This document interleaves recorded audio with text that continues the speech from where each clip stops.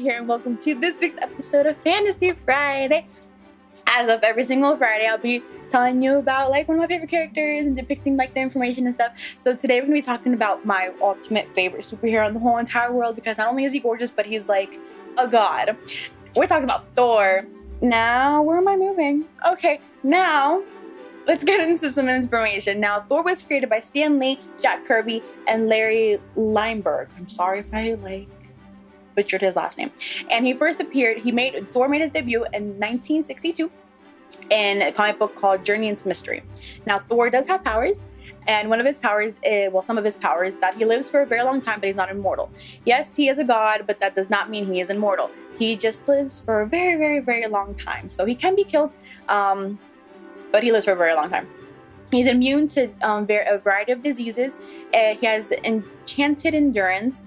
He has superhuman strength, and both his skin and bones are very, very dense compared to those of humans, so that when his body gets penetrated with guns or knives and stuff, he can resist injuries. So it's actually really, really cool. He can't heal like Wolverine, but he can be resistant to a bunch of injuries.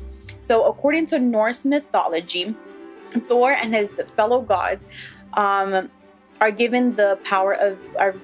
bestowed the gift of immortality by eating magic apples that are only grown in Asgard. So in order to keep up with both the Norse mythology and Thor being Thor, in the comic books, Thor every once in a while will go back to Asgard, eat magic apples, and then come back and do whatever it is that he does. So that's the only way he can actually gain immortality, is by eating those apples. Other than that, he's just a plain old god or whatever he is. So the next one is Thor. Thor's weapon is Mjolnir, and it's said to be made out of Mjolnir is said to be made from the heart of a dying star, and that actually scientifically makes sense, because the dying star creates a matter which the nickname is called neutronium, and a single teaspoon of said matter is said to weigh tons of billions. So this little teaspoon of matter that actually exists can actually weigh more than 1 billion tons and everything. So Mjolnir is pretty hefty and pretty powerful. So on to the next fun fact.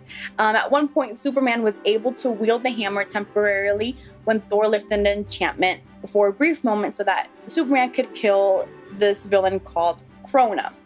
The hammer wasn't working after Superman defeated Krona, and that is because Superman did not have the heart of a warrior.